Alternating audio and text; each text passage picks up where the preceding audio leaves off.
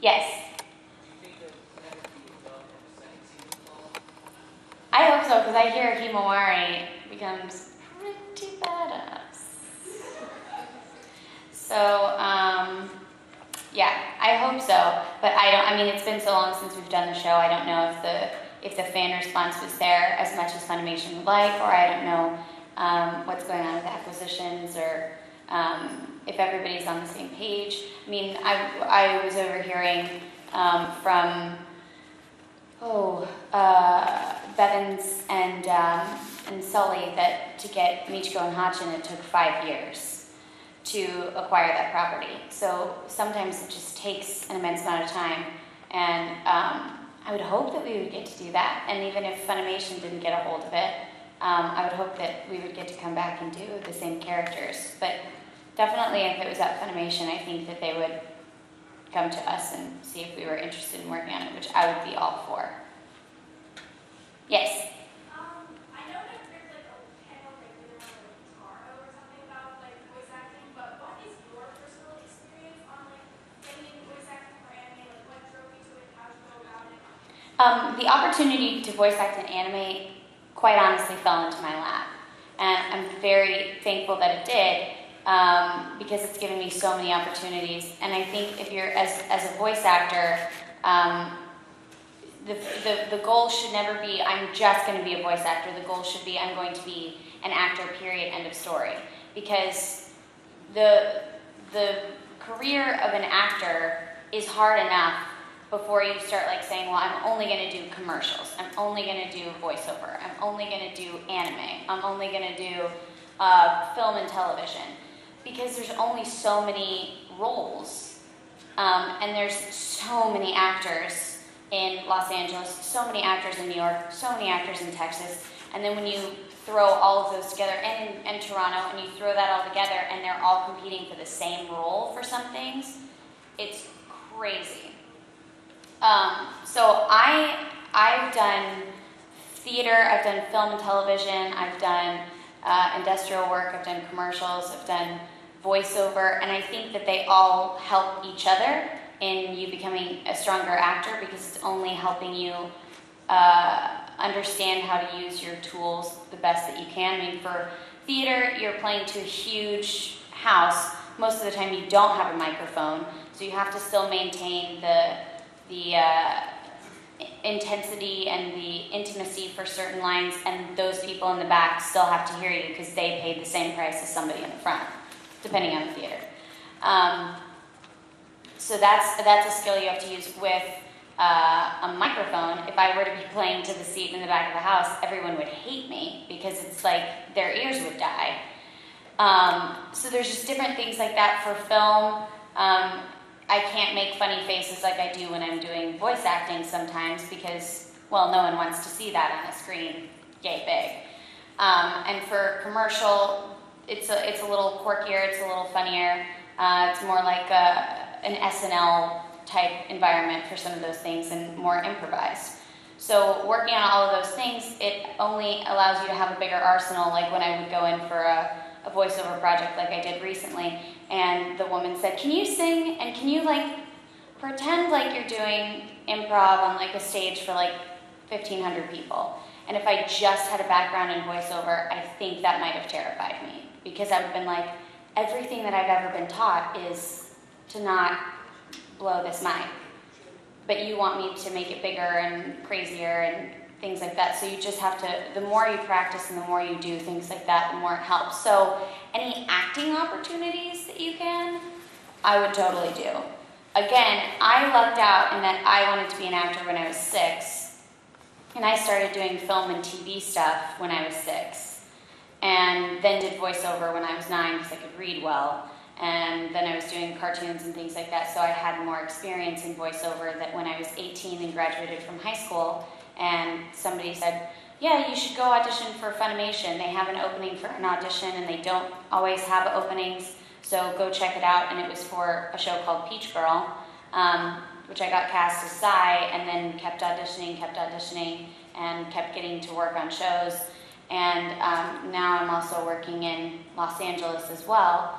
So the process kind of began again of being like, well, I have to audition and get to know all of these people, because I knew everybody in Texas because I grew up there. I started when I was 6, so I met all of those people in that amount of time, and then you have to keep networking and kind of begin again when you move to a new city. But there's more opportunities, and you're only increasing your chances of working and not living in a cardboard box, which is always a fear.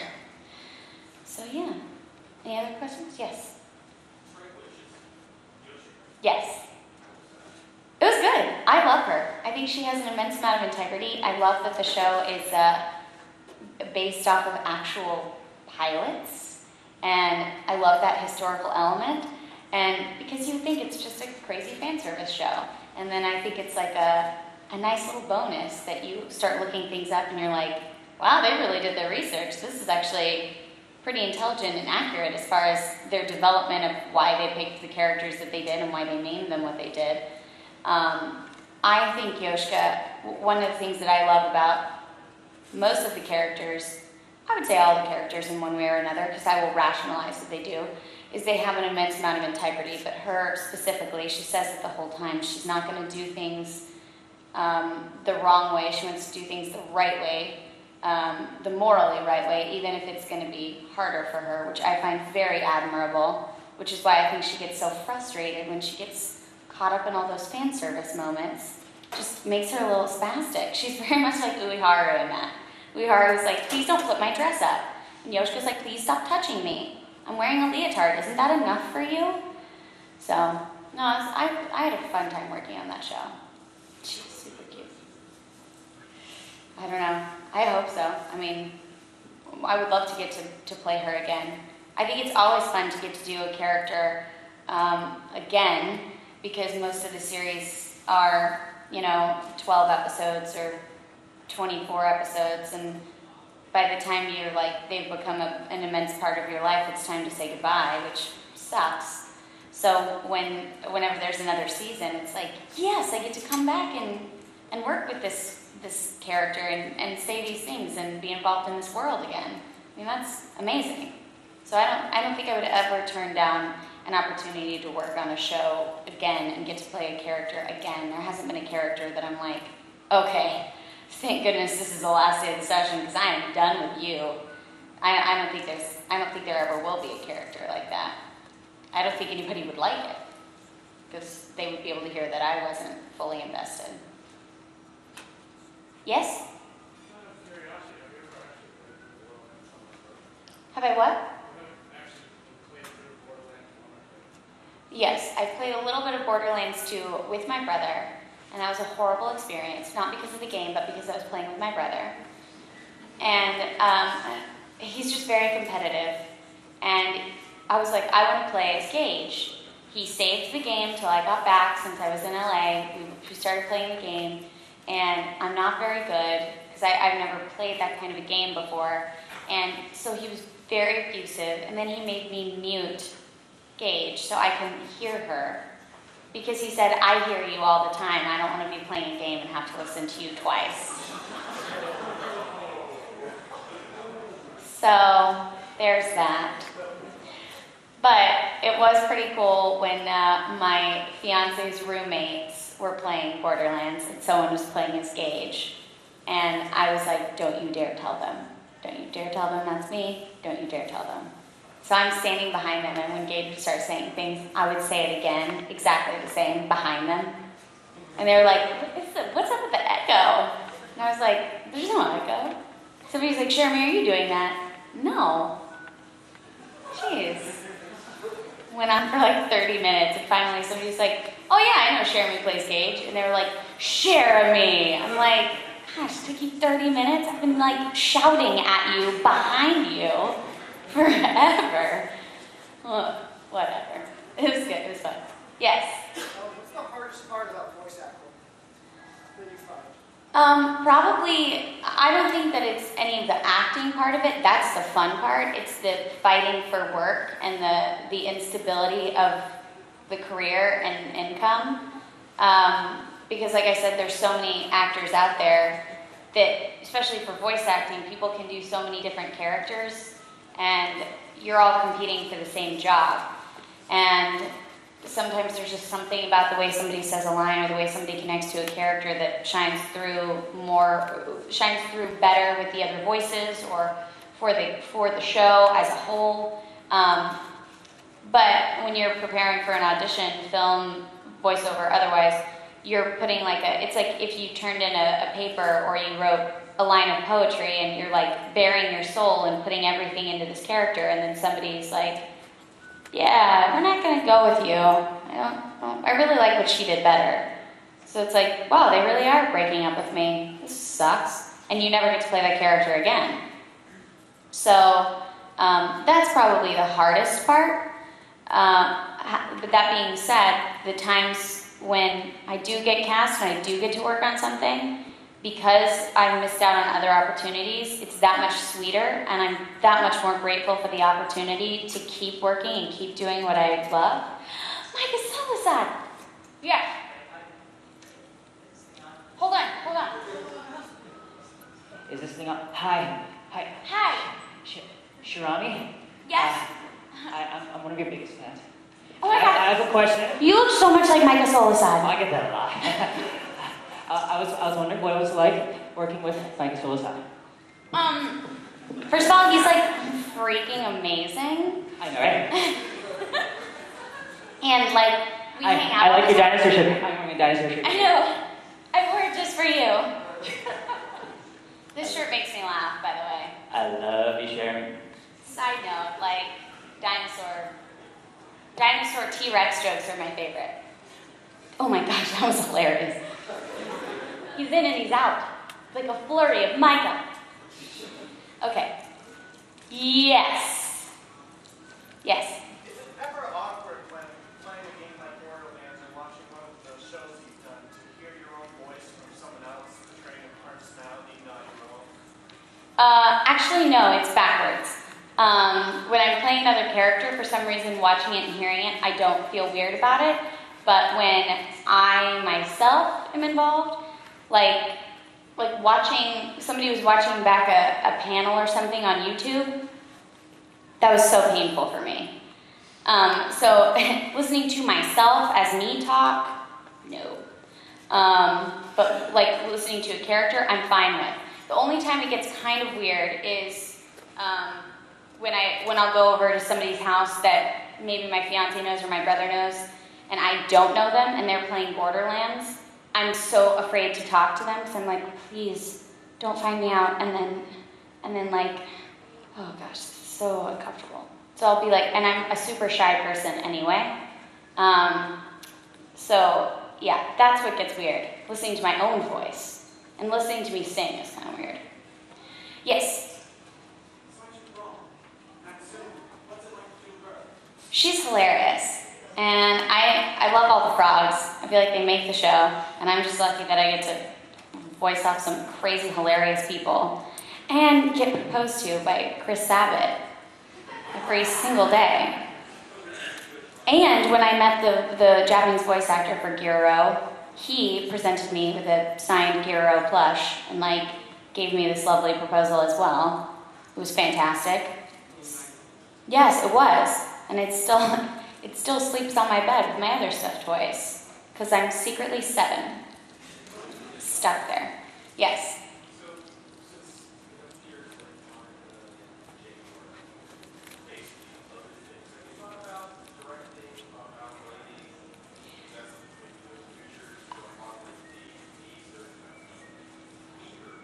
Yes. That would be something I would love to do, is to write. I don't know if I would be, I think I would actually be a horrible voice director because I don't like to stress anybody out. So I would be the voice director who would be like, that was so good. Is that going to fit? And the engineer's like, no, it's not going to fit. Okay, we're going to make that fit. Hold on, that was awesome. You won't have to do it again, I promise. Cherami, he's going to have to do it again. It was like 14 flaps too short. You can fix it, right? No, I can't fix it. Okay, I'll do it later, and then we'll just pitch it up or down. It was great. It was perfect. So good. I would be the worst voice director, because if I was like, they said we're going to have to do it again. Sorry. I thought it was perfect. Please don't be mad at me. It was great. So I don't think I should ever be a director for that purpose. But I would love to be a writer, and I was going to be doing that at one point. But then Funimation went through some changes, and my life got crazy as I was still in college, and I was working as a DJ at Radio Disney and then working at Funimation. So I was probably averaging about 4 hours of sleep a night, and I felt writing would probably not be that would not be a good time to begin a writer position. But that would be something I would enjoy.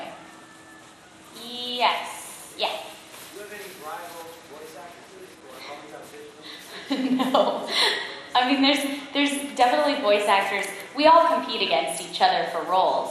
But at least with all the anime voice actresses that I work with, we are more like family than we are like rivals.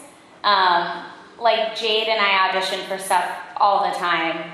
And I went to Michiko and Hachin last night to support Monica and everybody. And I like texted her right after. I was like, so you're brilliant. She was like, you're brilliant. I was like, great, can we go hang out? So, I mean, like, we hang out all the time. Jamie tells everybody she's my sister mother because she's played my mother or my sister in just about everything we've worked on together. And I'm her sister daughter. I feel like the business is way too crazy as it is, that if we created rivalries between each other, we would have no friends. And I think it's too short, and they're incredibly talented people, and I love them dearly, and I look up to them and the work that they've done, so I would rather be their friend than be like, how dare you take that role away from me? It's not worth it to me. Yes? Was it as much of a roller coaster playing Susan on Science Gate? Yeah. I like that show, though. It makes my brain hurt. As does Sword Art Online, because there's like so much going on that I have to keep everything linear. And I really like shows that make my brain hurt, because that means it's thinking. So, Steins Gate, I was like, whoa, got it. And then I was like, okay, I get the way this show works. It's so crazy. I get it. My brain works this way. So then I was kind of being like a show-off. I'm like, no, I know what timeline we're on. And I give this huge, long explanation, and Colleen was like, all right. I said, yeah, my brain's kind of weird and messed up. I got it. So, no, I love that show, too. Yes? No. I would love to make a paper giraffe. I certainly love giraffes. Yes? Quick question and an actual question. Will you be taking autographs? I don't know if I can do that today. Tomorrow. I have autograph signings tomorrow. And second thing I want to ask is, who's probably your favorite vocal play and voice acting? I don't know. I don't know if I could pick one. I love them all in different ways. Yes? That was fun. It was scary, but it was fun because that character has such a crazy accent and everybody is so invested in the show. Like, Hitalia fans are so devoted, and they're kind of like, I would not mess with a group of Hitalia fans, let me put it that way. And I don't know anybody that would. Like, they will take you down, and there's a million of them, and they're always together. So I was nervous because I knew it was like a huge show, and it's such a fun show. And it's actually, you learn a lot from watching that show in a like backwards way. I had a friend who said she convinced her teacher during exam week to let them watch Hitalia. And the teacher said, this is actually educational in a very strange way. But everybody else we found this amazing website that has all of these people from countries saying the exact same paragraph so that we would be able to tell the difference in the accents and get accents down. Liechtenstein had 5. And they were all different because it's so small and it's surrounded by different countries that have more established, stronger accents. So depending on where you live in the country, your accent is influenced by the bigger country that neighbors it.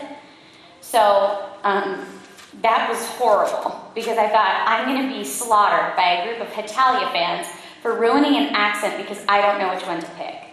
And so we took we took different vowel sounds from each of the 5 accents and put it together, which made it very hard to maintain that. So I always had to listen to about 4 vocal reference lines. So So it's like a giant salad of Liechtenstein accents. But it was fun, and I haven't been killed yet, so this is a good day. Yes?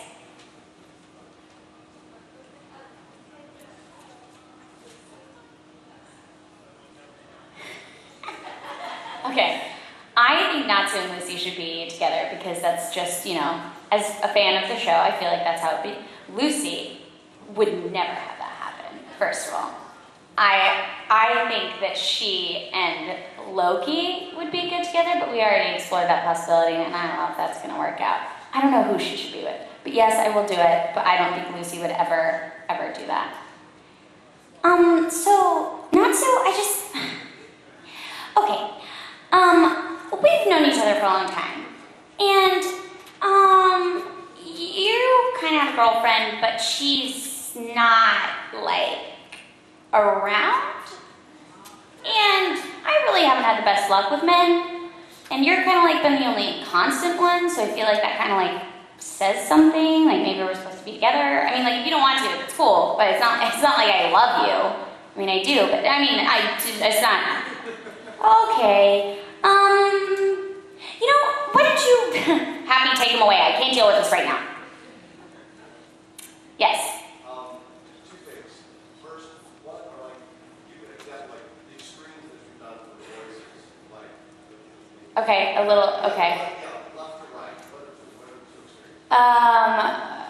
extremes? Nisak's would probably be the lowest, or one of the lowest, and she sounds like, those anarchy sisters smell like cat urine. I can't stand them. And then Liechtenstein's probably one of the highest, so. Big brother, I bought you these pajamas. I made them myself, and I put a ribbon on them because I love them so much. I hope you do too. Thank you. Yes. In Borderlands 2, my favorite character is Gage. So, could you do a line and after that, what's your favorite character in Borderlands 2? All of them. Well, I love Gage, but I'm super biased in that. I think she's hilarious. And I think the other one that I love Tiny Tina. She's hilarious. My favorite line in Borderlands, is that what you said?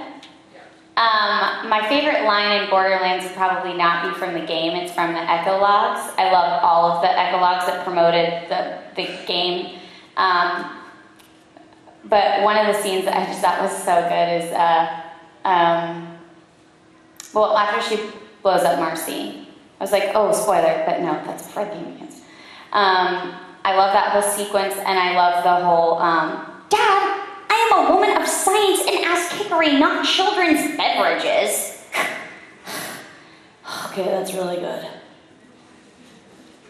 I actually ordered hot chocolate like that once at Starbucks. Didn't end up very well. The guy thought it was weird. I was like, sir, could I please have a chocolatey goodness beverage? And he goes, I'm sorry, what? And I was like, I mean, a beverage of chocolatey goodness. What do you think that might be? It's warm, or hot, as I might say, and it has chocolate in it. And he goes, do you want a hot chocolate? Yeah, fine. Yes. No, I haven't. That would be so much fun. He's a super talented guy. I haven't done that. I've done stage work, but I haven't gotten to work with him on stage. Yes?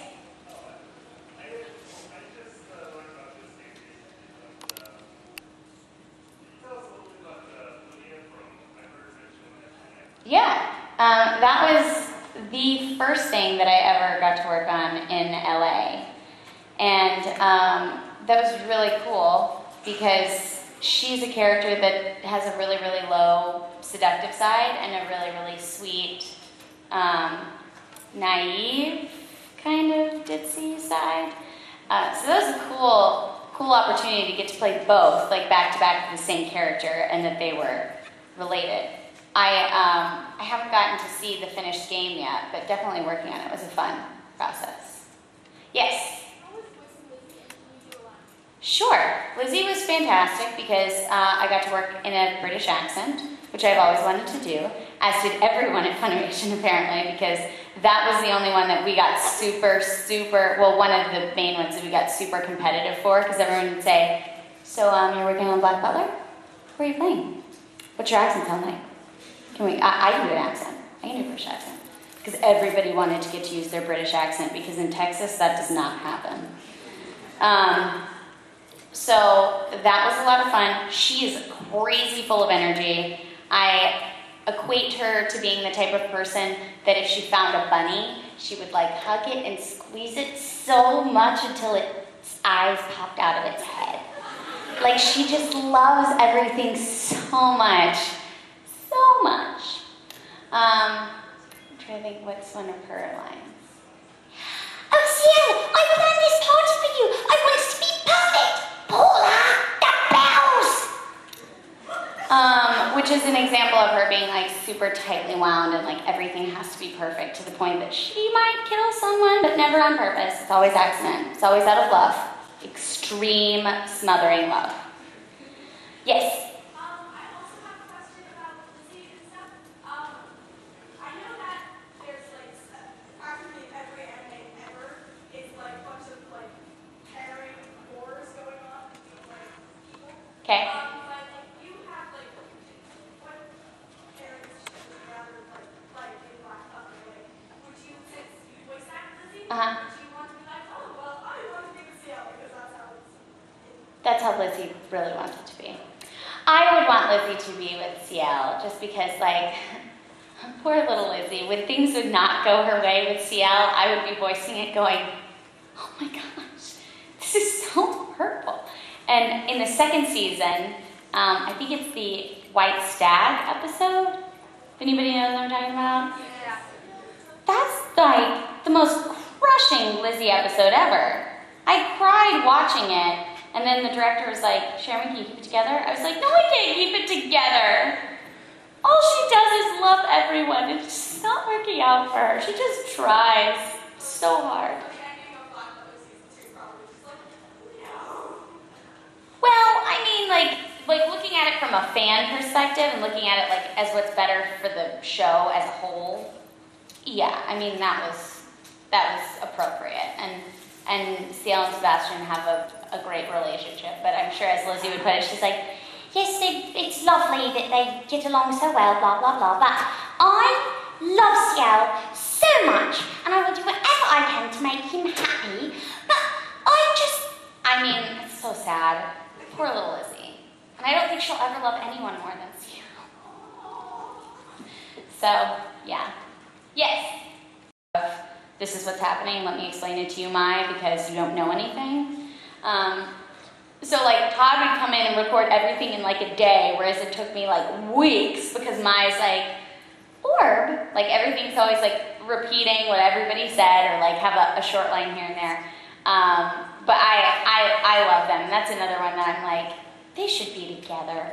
But Mai would never have that. I mean, she might take a little while. Like if we fast forward and did like a friends reunion style of ghost hunt, like fast forward like 15 years, I think they'd probably be married. I want to read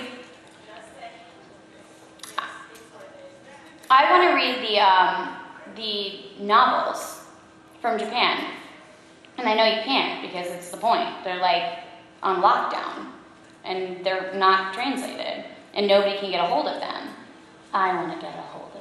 I'm gonna like do a Da Vinci Code style movie, trying to track down the novels of Ghost Hunt and bring them to America so that we can all experience in the joy. Because I want to read them. Oh, yes.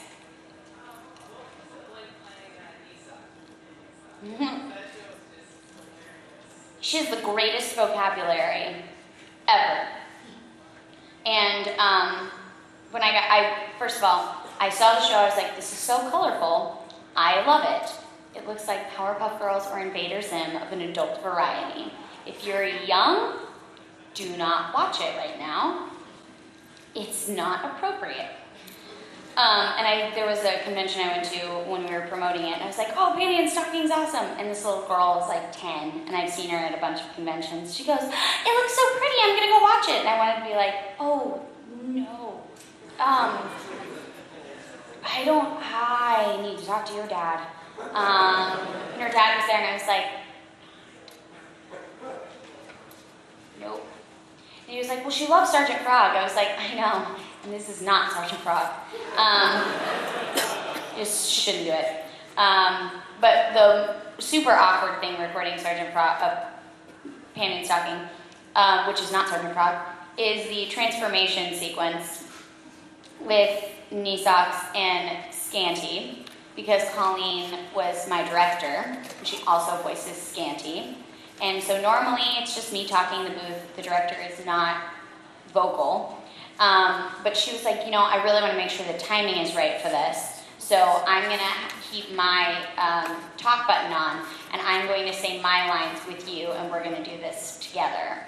So there's a huge glass wall, and I'm watching it, and Colleen's doing her seductive Colleen thing in my headphones while I'm supposed to be doing my portion of this partnership transformation sequence.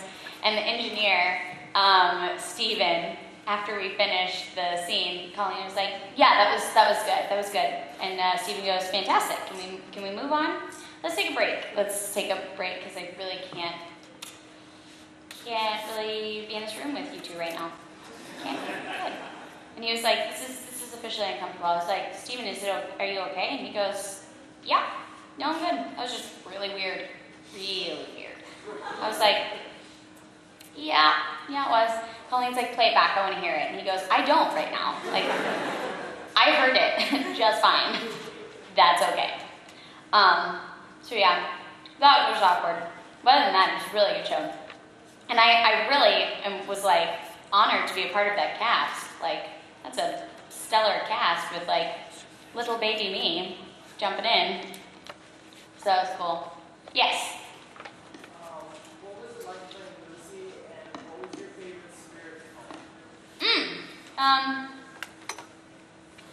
Actually, my favorite spirit to call on as I'm working on the episodes, it varies by day, which is odd. I'm like, man, I hope this is the spirit she calls. No, okay. And sometimes I'm like, yes! We are one and the same. We're on the same page. Well done. I think it's awesome to play Lucy. She's kind of super insecure about her powers in some senses and sometimes overly confident. So it's kind of nice to see her grow into her own and find that she's more powerful than she's aware, which is cool. And that's also a good metaphor for life, which is awesome. And my favorite spirit to call on, I think as a general rule, would be Loki. But I also really like to call on Aquarius and Virgo because it's just really funny. Taurus, it's he's full of awkwardness, that one. As is Cancer. That's just uncomfortable. Cancer would make me nervous to call on because I don't like having my hair cut unless, if I'm paying someone, cool. But it's been a very large battle to get to that place. I don't like having my hair, attacked without my knowledge. So Cancer would be really hard for me to call on as myself because I'd be like, okay, we need to have boundaries. You are not allowed to get this much closer to me with your scissor claw hands. Just over there, please. But yeah. Yes. What was your favorite moment in voice acting? Oh my gosh, I don't know. Because my favorite moment, it's not necessarily, I have a favorite moment every day.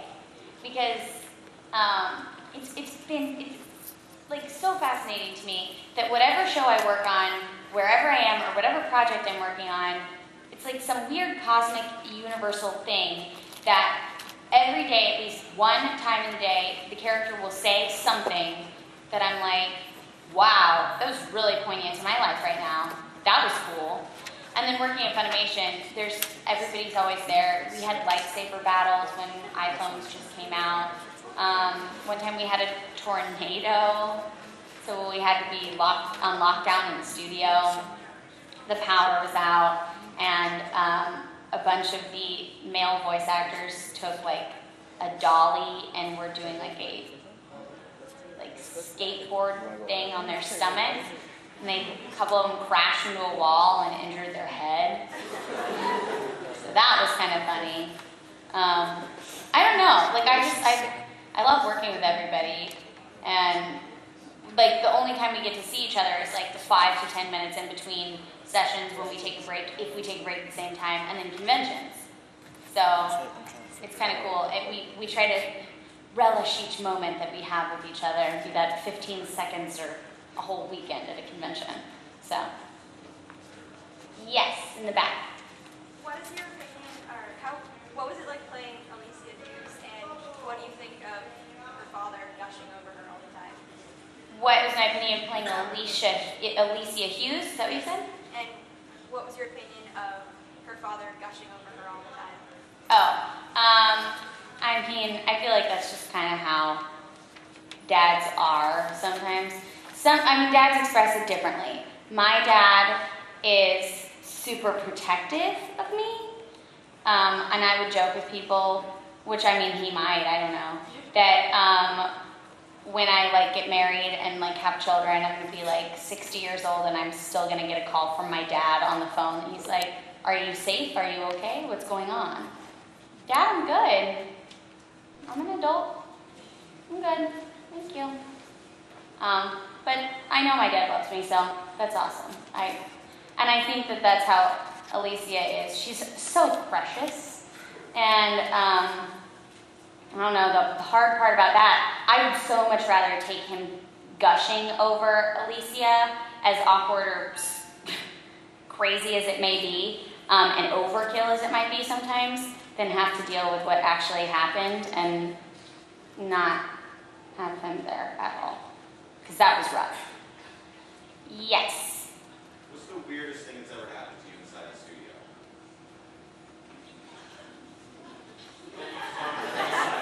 Okay, well, there's like some, I don't know, like, this is probably a director would know better than I, because there's weird stuff happens to me every day. But there was one time, and I'm still like, it blows my mind trying to figure out how it happened. I was standing there recording Strike Witches, actually, and I started saying a line, and all of a sudden I just fell over. I don't know what happened. Like, I mean, I know when I was sitting on a stool one time and I leaned back in between, and then the stool fell over in the booth. Like, I get it. That makes sense. I was being an idiot. But I was standing still. How did I fall over? And then I have to explain to the director, Scott, was like, "Did you just fall?" "Yeah." "You okay?" "Yeah." "What happened?" "I don't know." "You just fell?" "Yep, it would appear that way." I don't know. I personally feel that I was working on some paranormal show at the time, and I got shoved. I mean, that's the only explanation. I got shoved by a spirit in the booth and I fell. Because otherwise it just doesn't make any sense. I don't know. The other time it was kind of funny on Strike Witches. I was kind of getting over a cold, and Yoshika talks in a really high voice, and my character was crying about something, and the combination of me breathing and crying while being slightly congested at that high of a tone resulted in a clown horn. I can't do it ever again. I don't know what happened. I tried to replicate it. It doesn't work, because I'm like, sweet, that's a perfect clown horn sound effect. So we normally have beep, beep, beep before we talk. Well, they thought it was hilarious, and they made it my clown horn reaction for like 2 weeks. Everyone thought it was hilarious, except me, because I was like, great, now everybody's gonna be like, "Where'd you get that from, Cherami?" Yes.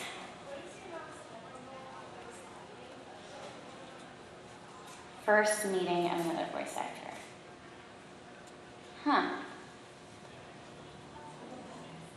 I know, I'm trying to think of one where... Okay, this is a good story.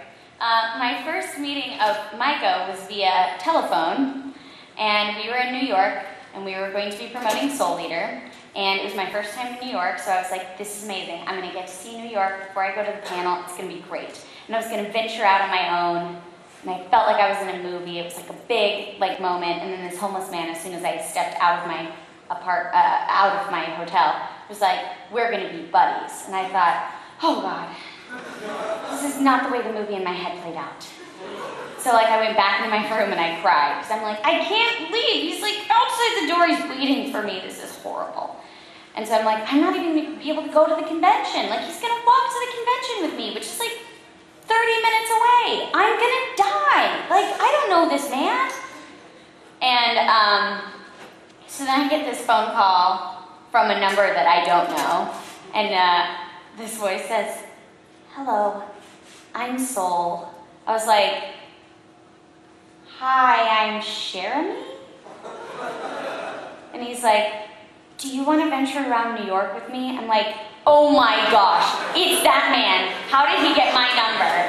And then he goes, sorry, everybody left me to go to the convention, and I was sleeping, so I don't know how to get to the convention, and I kind of want to walk around New York. And I was like, Micah?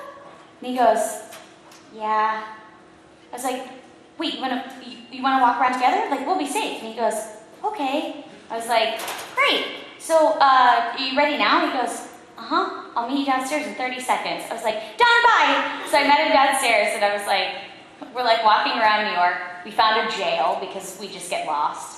And then we were walking down. We saw this the giant post office, and this man comes up to Micah and I and told Micah he needed to take me on a gondola ride and take his shirt off. And Micah was like, this is where we run. So we ran away from this man. And Micah almost got hit by a car a couple of times, and he kept going, I'm an island boy! I'm an island boy! I was like, Micah, you have to walk with the other 50 people. He was like, there's no walking man to tell me. I was like, you gotta just go, Micah. You gotta just go with us. Otherwise, if you try to walk by yourself, you're gonna get hit. And then once we finally got to the convention, we took a lot of pictures with our characters on wall scrolls and posed and stuff. And then they premiered Soul Leader, and Micah was like, people were like, can I have a picture with Micah? And he goes, no, that's Micah. And I was like, I'm not Micah. Oh, gosh. Brittany Karbowski was another fun one, because the first time we met, it was a fan telling me that I was Brittany and she was Cherami. And we'd never met each other before. And he said, yeah, I need Cherami to sign this. I was like, I'll sign it. And he handed it to Brittany, and she goes, oh, you're going to want her. I'm Brittany. And he goes, I'm smarter than that. I know you voice actors try to claim your other people. And Brittany goes, no, I'm Brittany. I was like, yeah, I'm Cherami. Right? Isn't that who we are, Brittany? Have we been living a lie? And this guy argued with us for 30 minutes. So we just said, okay, yeah. I was like, Brittany, what's your name look like? She was like, the guy was like, you guys are so silly. I was like, so there's somebody out there that has a Brittany Karbowski signed item by me. And it was very strange. Brittany was like, we're blocking that out of our head. I was like, yeah, we're not going to claim it happened. So she's probably going to claim it didn't happen, because that's what we agreed upon, and I'm breaking our vow. Yes?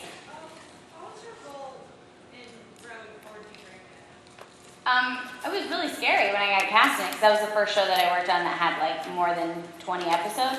And then when I got there, Todd was directing, and Todd told me, so she's the main villain, and she's kind of sexy. And I was like, then why would you ever pick me? I can't do this, Todd. This isn't going to work out. And he was like, no, it'll be fine. I was like, no, it won't be fine. It won't be fine. So the first scene, I was kind of having a mild mental breakdown, because I was like, so uncomfortable. And in the studio that we're recording, there's a camera on my face, zoomed in, so that the director and the engineer can watch me up close, but I see them far away, and I just don't think that's fair. So yeah, but once I got Once I got used to the character, I was like, she's awesome. She totally owns everybody. And then Todd told me one day that we were going to sing. And I said, that's funny, haha, we're not doing that. So then he goes, nope, here's the lyrics. And he had me listen to it 3 times and we sang the song. So it was kind of like a Band-Aid. Like he just like ripped it off very painlessly. Because he knew if we went on about it, that it wasn't going to end well. I probably would have freaked out. So yeah, any other questions? Yes? Sorry to bother your panel working warrior. However, I have to ask this. Have you ever dealt with Dave when he's like full of nothing? Like full on, like, doing his thing? Tatum? Yes. I don't think so. Now I want to. This sounds like an experience. Oh, I'm sorry, you actually handled that. No. And now I'm going to have to ask him about it. Well, considering you work for them, I'm surprised you didn't just happen to pass it going off on some rant like he does like the entire show. Yeah. No, I mean, like, I've heard him do it in the show, but I haven't, like, seen him in person do it. It is definitely something. I'm going to text him now.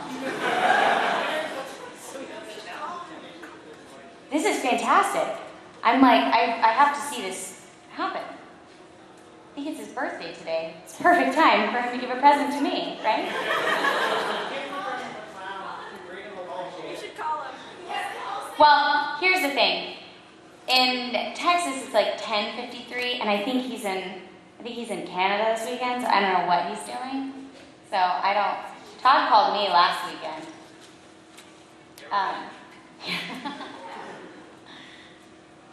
I'm always afraid to do that because I never know if they're sleeping. They're like, Cherami, I had the longest night of my life, especially with Todd. That man works like nobody's business. At the last convention I was at, he was recording till like 4 a.m. And then he's like, so tired. Gotta go to the gym to wake up. I'm like, what do you do? You're like Iron Man. Slow down. Take a break. Sleep like a human, Todd. I'm supposed to get milkshakes with him. I just have to figure out how to do that. I mean, like, we know how, but just have to, like, arrange it. That makes it sound like we're 6. We're going to go get milkshakes.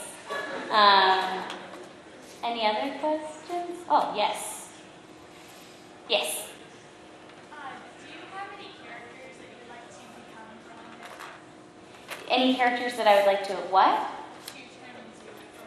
Oh, like if I was going to be a character for a day or something like that. This is a very selfish answer, but I would like to be multiple characters because, you know, I think I might like I would love to be Gage just because I think it'd be cool to like blow people up and do things like that for like a day. But then I might be like, man, I'm really tired. And I would really like to be magical, so then I would go be Lucy. And I think it would be really fun to like just hop through worlds. I really want to be Lizzie. Her wardrobe is awesome, and she speaks with a British accent. But the whole like unrequited love thing really sucks. So I'm trying to think who has like the best. Like Shauna and Yuji, they had quite a tumultuous relationship, but theoretically all is well, I hope. And Sword Art Online would be really cool, but to be trapped in that game 24/7 would be awesome for a little while, and they have a really great relationship, so we'd be set as far as that goes, emotionally, and we'd be happy. Do what? It is only for a day, so I could do all of these and be cool. So I think we have 5 minutes, so probably, 4 minutes, so one more question. Yes? You could change one thing about your job, what would it be? Easy. I would find a way to create like reliable, stable income for myself so I would be able to do what I love every single day. Because sometimes I'm working on things, I'm like, this is amazing. And then 3 days later, I'm like, I would do anything to work on something. And I'm trying to do that right now by writing and producing my own web series, and I'm writing TV pilot and films and things like that. So I'm trying to create my own work. So hopefully that fixes things. So I can do what I love every day. Very selfishly of me, of course, but I guess not, because I still have to pay for things. I've wanted to say that before. I'm a voice actor and I'm kind of unemployed right now, so if you do you have like an unemployment actor discount? And I think in LA they would be like, no, because everyone would get one. Touche, my friend. Touche. So yeah, that would be the one thing I would change. So loud. But yeah, I think. Okay, we do one more question. Yes. How did you become a voice actor? Like, how did you get into it? How did I get into it? Just auditioning and things like that. I started acting when I was 6, and then auditioned for Funimation after I'd done a lot of voiceover as a kid, and they cast me, and they keep casting me, and now I work in LA as well. So, yes, please go see Sword Art Online today at 5 in Ballroom A. We'll be premiering the first 2 episodes, and it's going to be airing on Toonami in August. It's an awesome show. Please check it out. Thanks for coming, guys.